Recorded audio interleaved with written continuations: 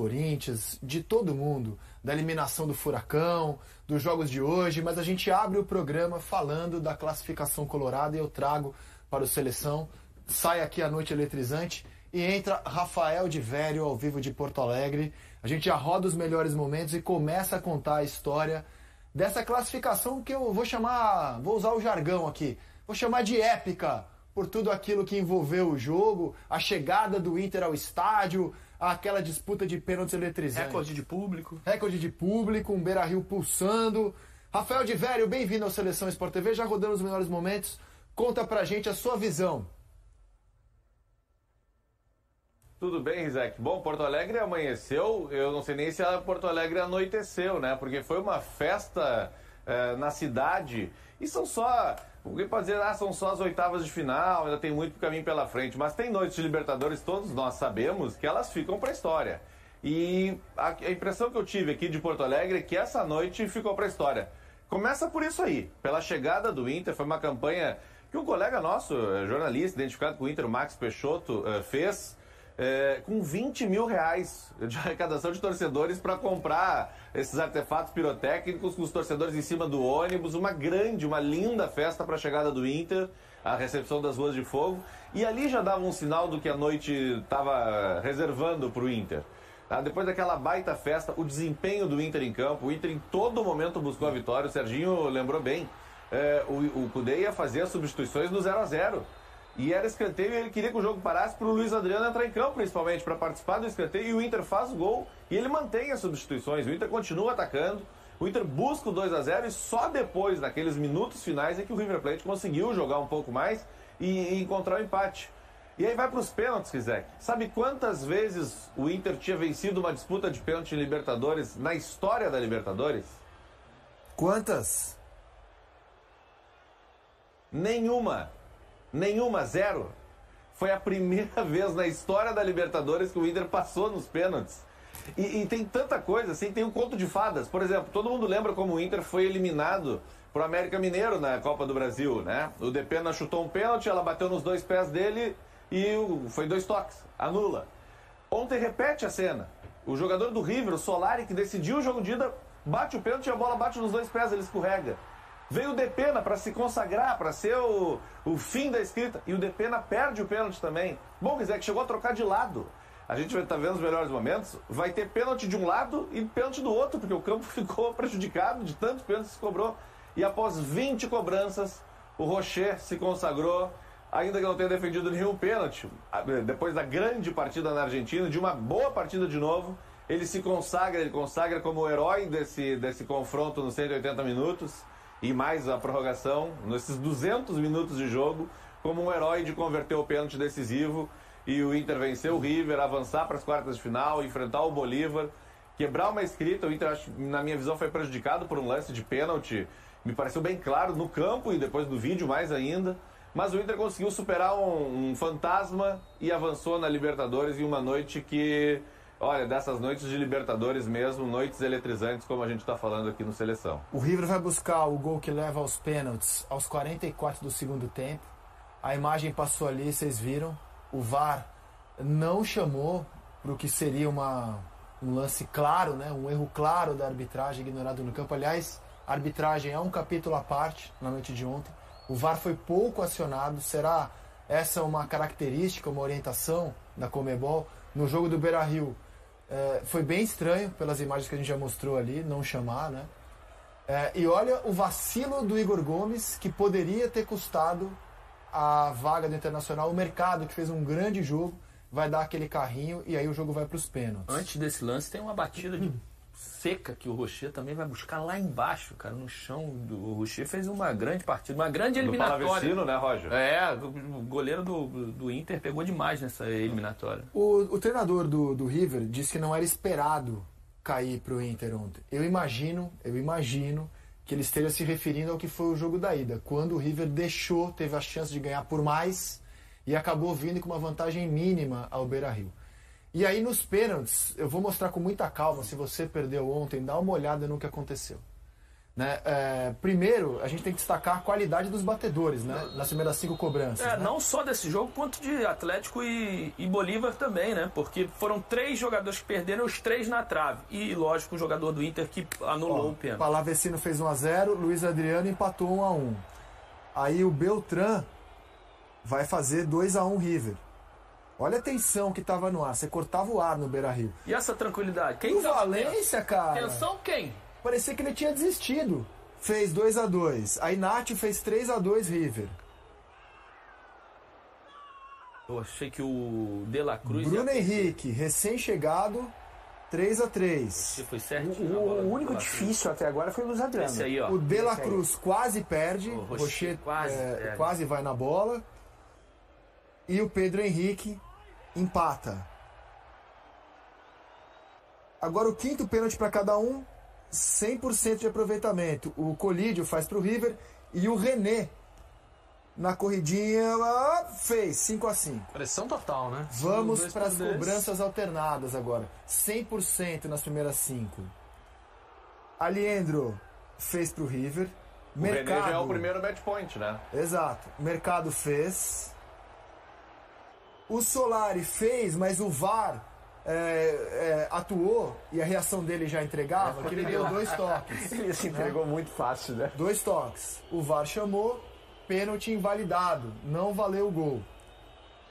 E aí o Depena tem a chance, olha lá, VAR chamou, não, 2 toques.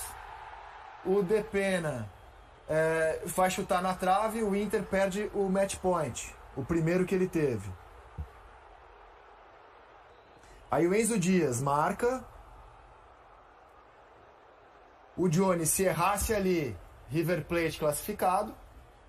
O Johnny converte. Armani quase pegou. Aí o Paulo Dias marca. E o Igor Gomes... Olha o sufoco que o Colorado passou ontem. Igor Gomes bate, a bola vai na trave e entra. Esse é o Romário de 94.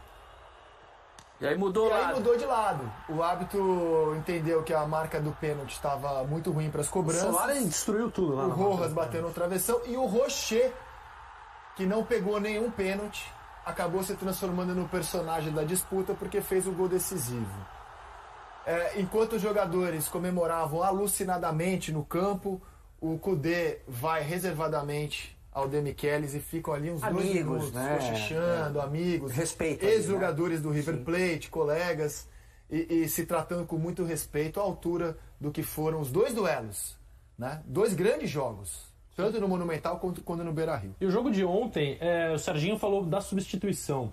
E com a substituição que o Demichelis faz no primeiro tempo, quando ele tira o Enzo Pérez, que era o volante do time, e coloca o Nacho, conhecido de nós brasileiros, um meio-campista ofensivo, ele, de uma certa forma, equilibra o jogo, porque, para mim, a maior superioridade do Inter no jogo todo foi construída nos primeiros 30, 35 minutos. Porque havia claramente um desencaixe. O Inter fazia a saída de bola com os 2 zagueiros e o René. O River ficava só com o Beltrán à frente, o Beltrán não conseguia fazer o balanço para machucar essa saída de bola do Inter, que era muito facilitada. Os 2 meio-campistas por dentro, o De La Cruz e o Aliendro, impediam que o Arangues e o Johnny recebessem os passes, ou pelo menos tentavam, marcavam os 2. E aí sobrava um espaço às costas deles, que era muito espaço para o Enzo Pérez cobrir sozinho. E ele não estava dando conta da flutuação do Maurício, que saía do lado direito para vir para dentro. O Barco, que era o meia da esquerda, acompanhava o Bustos, que é um lateral ponta do Inter. E o Maurício ali naquele espaço, ele com o Alan Patrick, junto com o Arangues que chegava, estavam dominando muito o meio campo. E aí acho que o Inter tomou algumas decisões erradas neste cenário de superioridade. Quando ele tira o Enzo Pérez e anula esse homem entre linhas, ele tira o 4-1-4-1 e vira um 4-4-2, o Nacho vai marcar mais à frente, a saída de bola do Inter não fica tão facilitada, ele compacta o River, mas aí assim, o Ener Valencia se movimenta, procura lado do campo, forte demais, muito rápido, dominando muito bem a bola, o Wanderson pela esquerda ganhando muitos duelos. Quer dizer, o jogo teve várias alternativas e os 2 times conseguiram superar ali os obstáculos que apareceram. Quando a gente vê os gols, só teve gol de bola parada. Esse é o pênalti? Esse é o lance. Pênalti do Bustos. É muito pênalti. Do Enzo Dias. Por esse ângulo, né? E por esse ângulo você vê que é muito pênalti. E se a gente for ver, tem um pênalti que foi marcado muito parecido contra o Inter a favor do Corinthians no final de semana. cima do Yuri Verdade, Alberto. Yuri Alberto, Nesse mesmo posicionamento, ele dá um tapa assim e tem a mesma... É e a muito arbitragem estranho o VAR não Comebol? chamar, cara. Muito estranho o VAR não chamar. Foi muito estranho.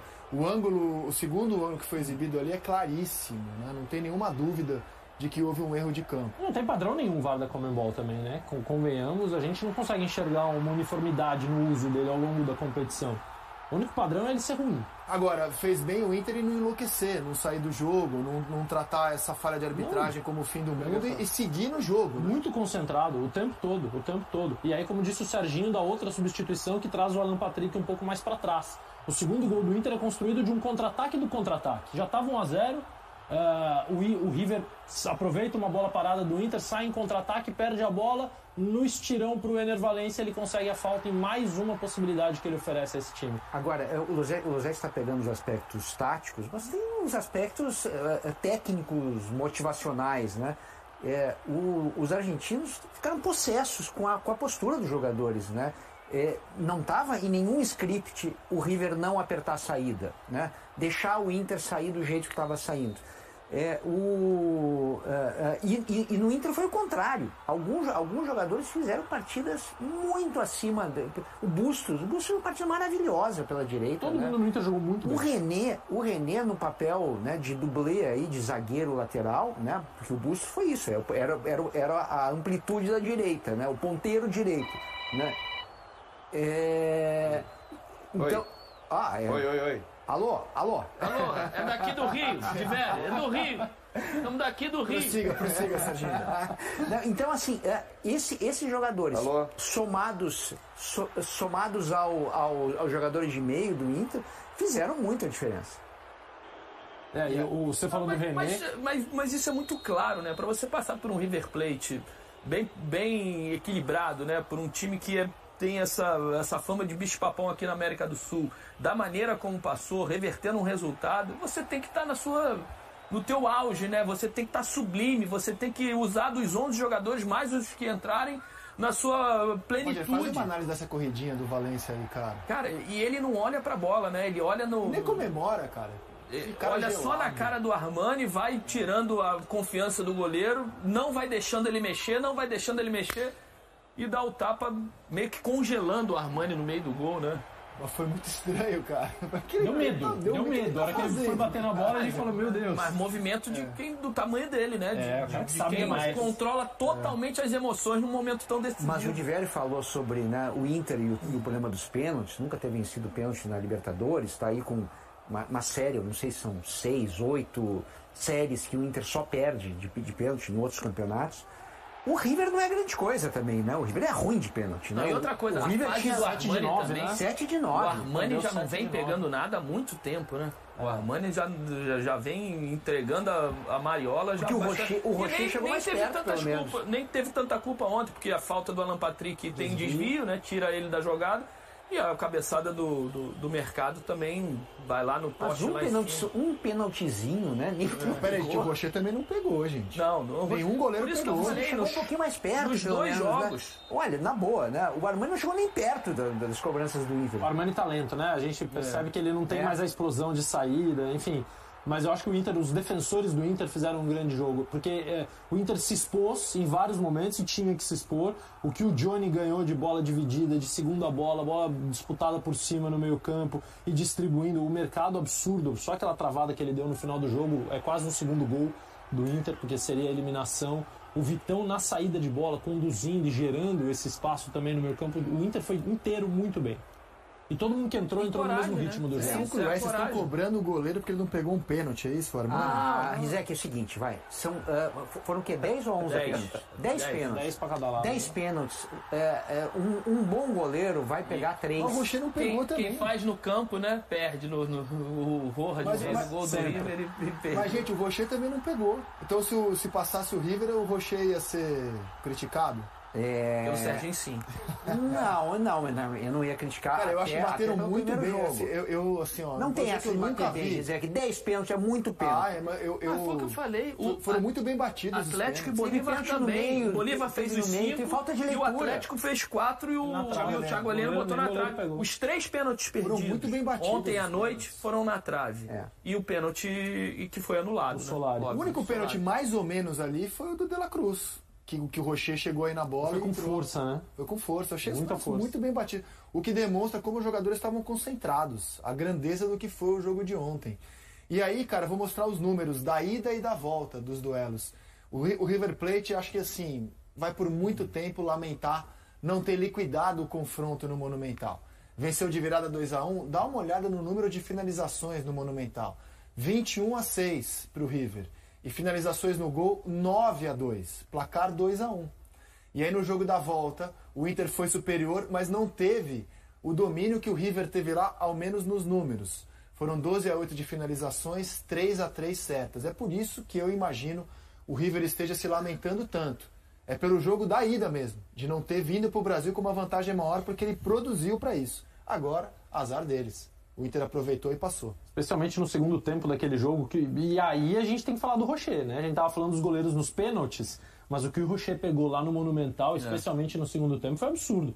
Pelo menos 2 defesas que impediram gols em boas finalizações. Não é que o cara chutou mal. O Rocher é o grande personagem na soma dos 2 jogos, né? Só bateu o pênalti decisivo e essa imagem vai ficar guardada. Assim, a partida que o mercado fez ontem, né, cara? Não, ontem foi impressionante. Todo mundo. E o mercado era dos zagueiros ali o mais criticado, né?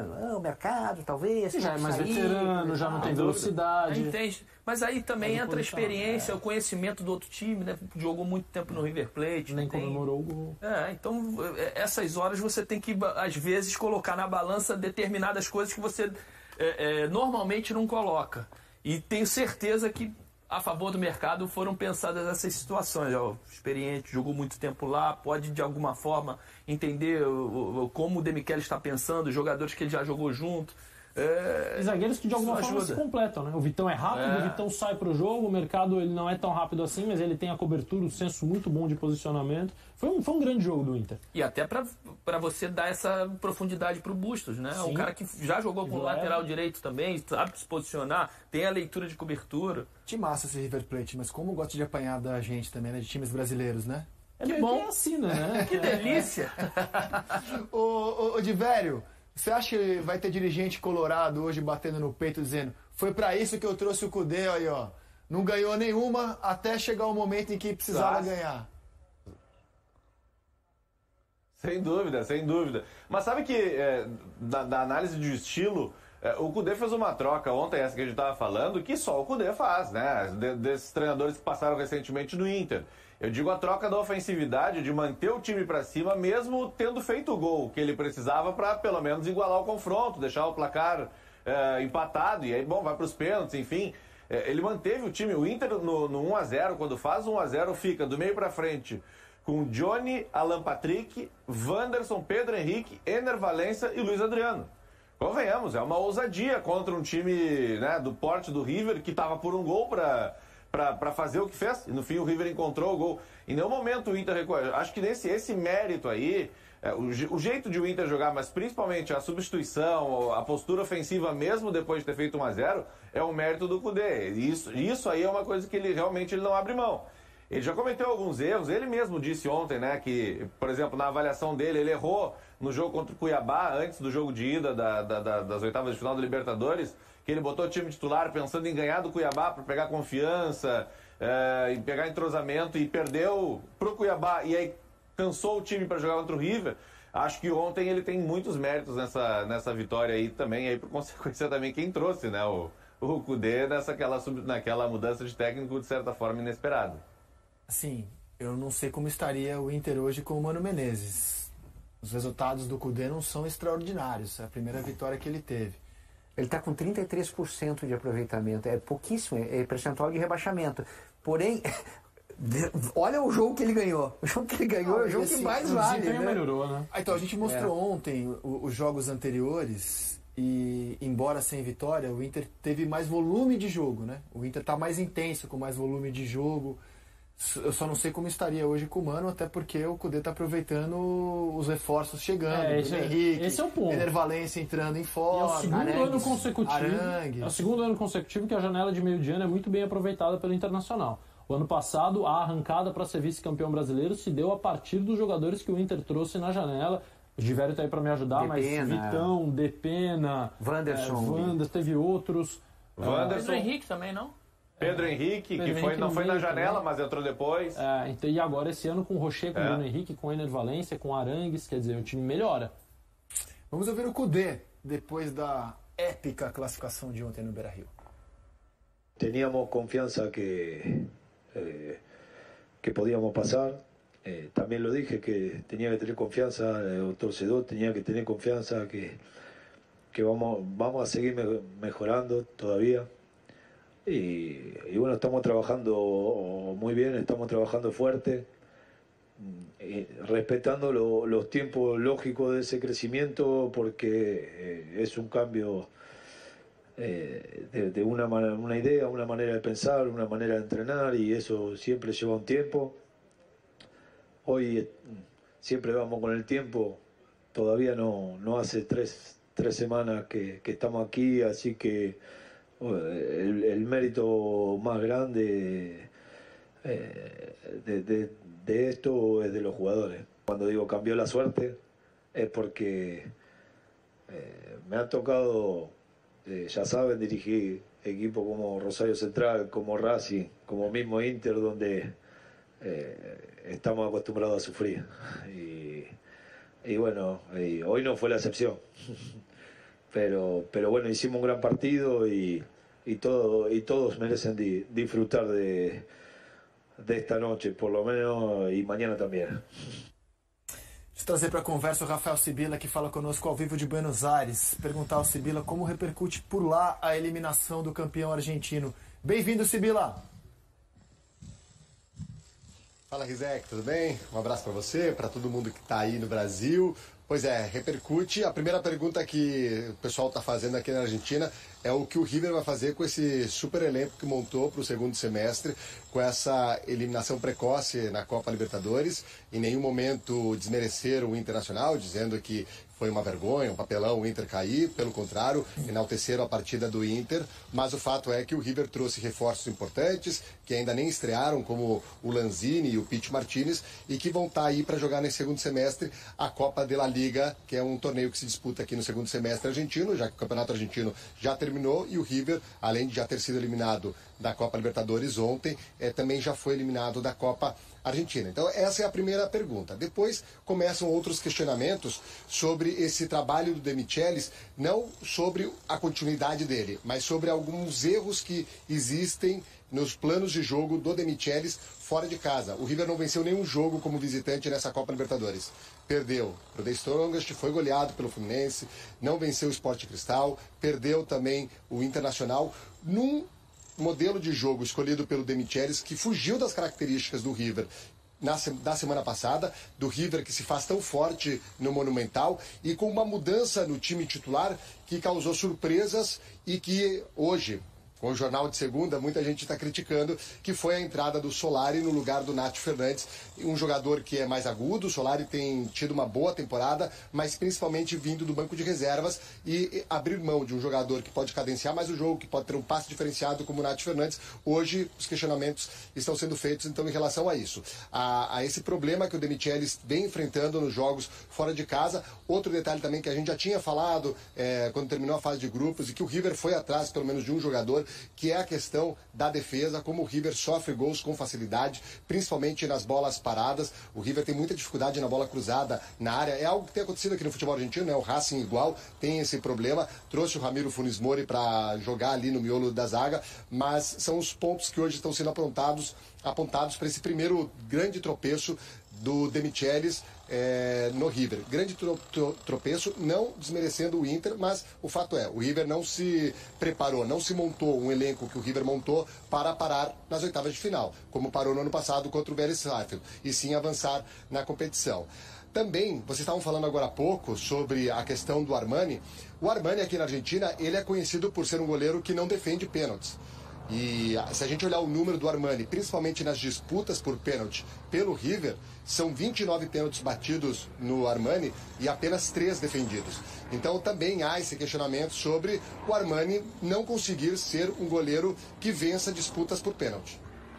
Pô, velho, eu acho muito cruel com o Armani isso, cara. Mas eu não tô falando nem em relação aos pênaltis hoje. Eu sei que a gente tem uma tentação de sempre procurar quem é o herói e quem é o vilão. E aí achar, o Armani. Mas eu acho sacanagem com ele, Tô cara. nem falando em relação aos pênaltis. Eu acho que o Armani já vem de, se não da última, mas essa temporada já é ruim nas atuações do Armani. Se você lembrar o jogo do Fluminense aqui no Maracanã, o River tomou 5, ele falhou nos 2, 3 gols. Saída de bola errada, tempo de bola ele já tá errando.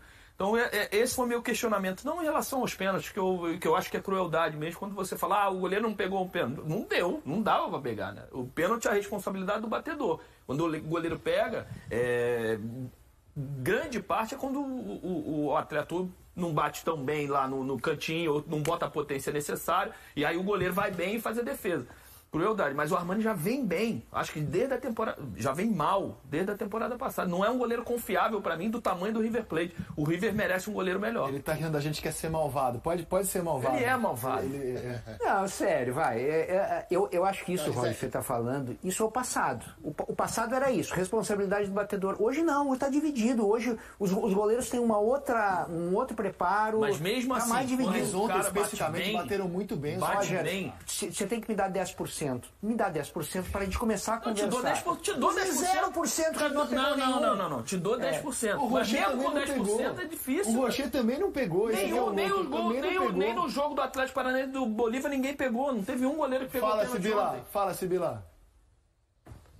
Não, sobre o que o Roger falou é um ponto real. O Armani vem já numa decadente nessa fase da carreira dele. Ele já não é o goleiro que ele vinha sendo nas boas temporadas que ele teve pelo River Plate, principalmente naquele ano espetacular de 2018, depois também na campanha de 2019 do vice-campeonato da Copa Libertadores. Existe também uma outra questão. Aqui na Argentina a discussão sempre é muito polarizada. E aí, por muito tempo, por algumas, acho que foram 2 ou 3 temporadas, o Rossi foi o goleiro titular do Boca. E o Rossi é pegador de pênalti. O Rossi é um goleiro que fez o título, que fez o Boca ser campeão de torneios aqui na Argentina nas disputas por pênalti. Então, como tem a comparação, se eu não me engano, teve um momento da carreira do Rossi que ele estava com 40% de pênaltis defendidos. Então, havia essa comparação com o Rossi. Então, sempre quando se exaltava o Rossi, também se falava mal do Armani. E a lembrança do torcedor argentino, é claro, é o Dibu Martínez, que é um grande também goleiro pegador de pênaltis. Então, acabam tendo essas comparações que não são boas para o Armani, porque realmente os números do Armani nas cobranças por pênalti, principalmente quando é naquele momento das séries de definição por pênalti, o Armani realmente não tem um bom aproveitamento. Deixa eu me despedir aqui do Rafael de Vério. De Vério, suas considerações finais no Seleção de hoje. Olha, nos pênaltis, se forem repetir, o tempo que levou o René para cobrar. E a cobrança do Igor Gomes, como tu disse, Rizek, dava para sentir materialmente o ar no Beira-Rio ontem. Mas, enfim, segue a classificação. E agora o Inter enfrenta o Bolívar daqui a 2 semanas pelas quartas de final da Libertadores. Cara, eu vi pela televisão, assim, dava pra cortar o ar no Beira-Rio. Imagina quem tava lá. De Vério, grande abraço pra você e até a próxima no Seleção. Valeu, gente. O Sibila segue com a gente, mas eu vou pedir licença para colocar aqui. Eu vou chamar o Samu. O Sibila já vai comentar como repercute a eliminação da gente.